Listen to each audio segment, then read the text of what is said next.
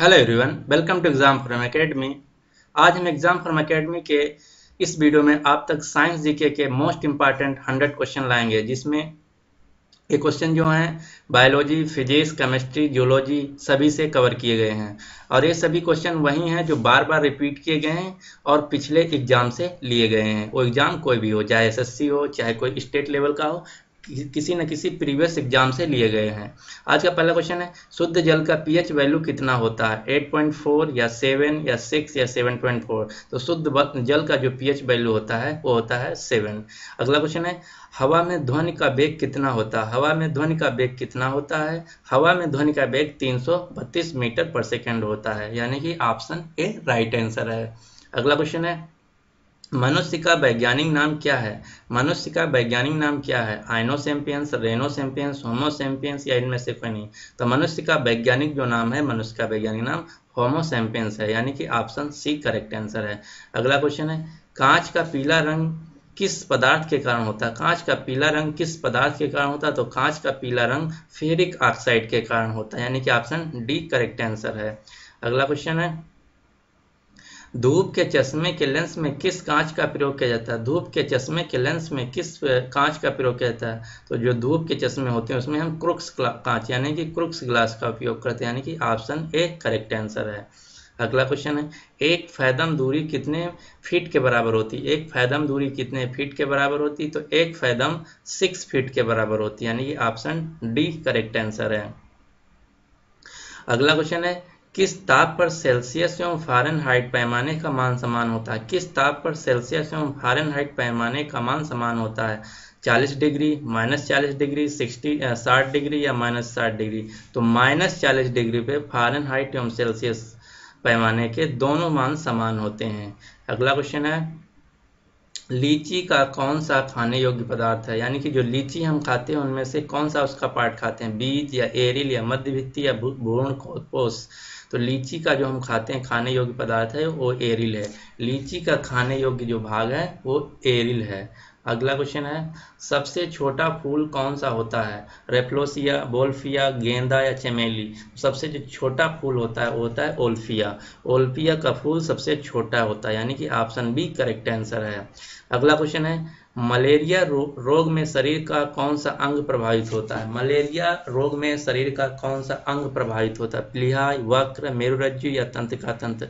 तो जो मलेरिया रोग होता है उसमें प्लीहा नामक जो अंग होता है वो प्रभावित होता है, यानी कि ऑप्शन ए करेक्ट आंसर है। क्वेश्चन नंबर 12, किस रोग के रोकथाम के लिए बीसीजी का टीका लगाया जाता है? किस रोग के रोकथाम के लिए बीसीजी का टीका लगाया जाता है? तो बीसीजी का टीका जो है टीबी रोग के रोकथाम के लिए लगाया जाता है, यानी कि ऑप्शन ए करेक्ट आंसर है। अगर टीबी का फुल फॉर्म पूछे तो टीबी का फुल फॉर्म है ट्यूबरक्लोसिस। अगला क्वेश्चन है, एक अश्व शक्ति कितने बराबर होता है? एक अश्व शक्ति यानी कि 1 हॉर्स पावर कितने वाट के बराबर होता है? तो एक अश्व शक्ति बराबर 746 वाट के बराबर होता है।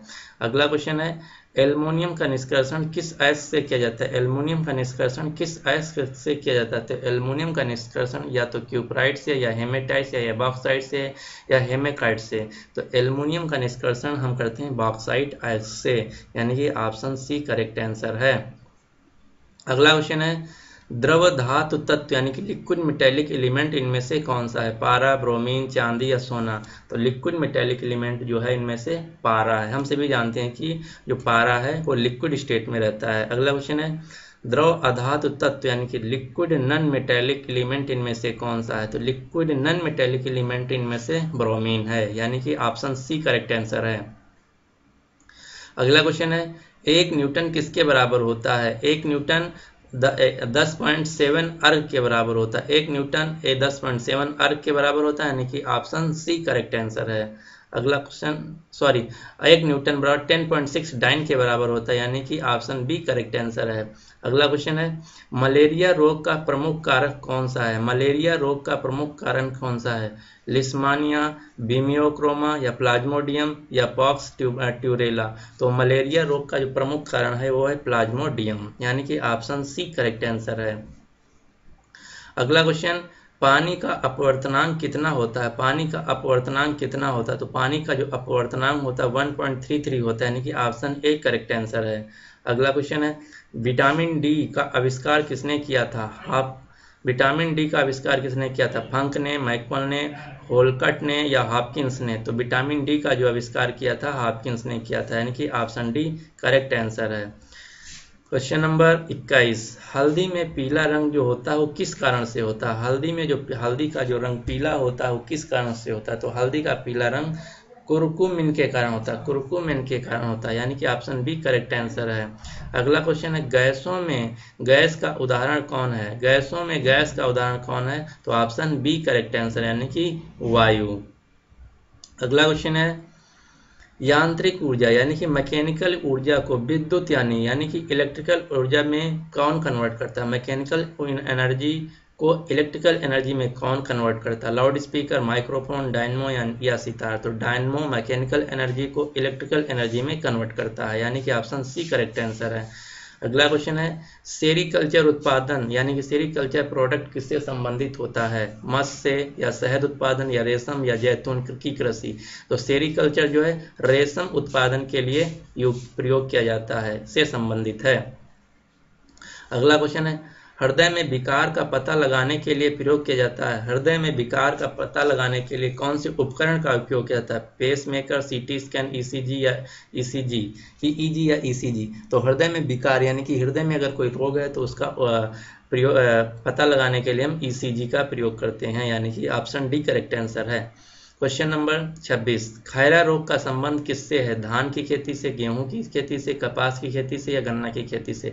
तो खैरा रोग जो है वो धान के पौधों में लगता है, यानी कि खैरा रोग धान की खेती से संबंधित है। अगला क्वेश्चन नंबर 27, केल्विन स्केल पर कमरे का सामान्य ताप कितना होता है? केल्विन स्केल पर कमरे का सामान्य ताप कितना होता है? तो केल्विन स्केल पर कमरे का सामान्य ताप 300 केल्विन होता है, यानी कि ऑप्शन सी करेक्ट आंसर है। क्वेश्चन नंबर 28, दूध में कौन सा अम्ल पाया जाता है? दूध में कौन सा अम्ल पाया जाता है? लैक्टिक अम्ल, टार्टेरिक अम्ल या फार्मिक अम्ल या यूरिक अम्ल? तो दूध में लैक्टिक अम्ल यानी कि लैक्टिक एसिड पाया जाता है। अगर पूछे दूध की शुद्धता किस यंत्र से मापते हैं? तो दूध की शुद्धता हम लैक्टोमीटर से मापते हैं। अगला क्वेश्चन है निम्न में से कौन सी अदिश राशि यानी कौन सी स्केलर क्वांटिटी है? तो विद्युत धारा, वेग, त्वरण, बल, सभी विद्युत धारा, वेग हुआ, त्वरण हुआ, बल हुआ, सभी को हमको रिप्रेजेंट करने के लिए एक डायरेक्शन की जरूरत होती है, तो ये सिर्फ विद्युत धारा को छोड़ के, तो विद्युत धारा स्केलर क्वांटिटी है। अगला क्वेश्चन है क्वेश्चन नंबर 30, टेटनस रोग किसके कारण होता है? टेटनस रोग किसके कारण होता है? वायरस या बैक्टीरिया, प्रोटोजोआ? तो टेटनस रोग बैक्टीरिया के कारण होता है, यानी कि ऑप्शन बी करेक्ट आंसर है। क्वेश्चन नंबर 31, निर्वात में प्रकाश की चाल कितनी होती है? निर्वात में प्रकाश की चाल 3 × 10⁶ मीटर पर सेकंड होती है, यानी कि 3 × 10⁶ मीटर पर सेकंड होती है निर्वात में प्रकाश की चाल। अगला क्वेश्चन है साधारण बातचीत की तीव्रता डेसिबल में कितनी होती है? साधारण बातचीत की तीव्रता डेसिबल में कितनी होती है? तो साधारण बातचीत की तीव्रता डेसिबल में 30 से 40 डेसिबल के बीच होती है, यानी कि ऑप्शन सी करेक्ट आंसर है। अगला क्वेश्चन समुद्री जल का पीएच मान कितना होता है? समुद्री जल का पीएच मान होता है 7.4, यानी कि ऑप्शन बी करेक्ट है। समुद्री जल का पीएच मान कितना होता है? 7.4। अगर पूछे सिर्फ जल का पीएच मान कितना होता है? तो सिर्फ जल का पीएच मान होता है 7। अगला क्वेश्चन है पोलियो रोग में शरीर का कौन सा अंग प्रभावित होता है? पोलियो रोग में शरीर का कौन सा अंग प्रभावित होता है? यकृत, प्लीहा या तंत्रिका तंत्र या लिम्फ ग्रंथि? तो पोलियो रोग में जो अंग प्रभावित होता है वो है तंत्रिका तंत्र, यानी कि ऑप्शन सी करेक्ट आंसर है। अगला क्वेश्चन है गेहूं में खाने योग्य भाग कौन सा होता है? यानी कि जो हम गेहूं खाते हैं उसका कौन सा पार्ट खाते हैं? भ्रूणपोष या बीज पत्र या बीज या एरिल? तो गेहूं का हम भ्रूणपोष खाते हैं, यानी कि ऑप्शन ए करेक्ट आंसर है। क्वेश्चन नंबर 36, किस अम्ल का उपयोग सीसा संचालक बैटरी में किया जाता है? किस अम्ल का उपयोग सीसा संचालन बैटरी में किया जाता है? तो सल्फ्यूरिक अम्ल का उपयोग किया जाता है। हम सभी जानते हैं सल्फ्यूरिक अम्ल H2SO4 का यूज किया जाता है बैटरी में। ऑप्शन ए करेक्ट आंसर होगा। क्वेश्चन नंबर 37, पारा यानी कि मरकरी का निम्नतम हिमांक कितना होता है? पारा यानी कि मरकरी का निम्नतम हिमांक कितना होता है? -39 डिग्री सेंटीग्रेड, -39 डिग्री सेंटीग्रेड। अगला क्वेश्चन है केल्विन पैमाने के किस बिंदु पर जल उबलता है? केल्विन पैमाने के किस बिंदु पर जल उबलता है? तो केल्विन पैमाने के 373 केल्विन पे जल उबलता है, यानी कि ऑप्शन बी करेक्ट आंसर है। अगला क्वेश्चन है जल का क्वथनांक डिग्री सेंटीग्रेड में कितना होता है? जल का क्वथनांक डिग्री सेंटीग्रेड में कितना होता है? तो जल का क्वथनांक डिग्री सेंटीग्रेड में 100 डिग्री सेंटीग्रेड होता है, यानी कि ऑप्शन बी करेक्ट आंसर है।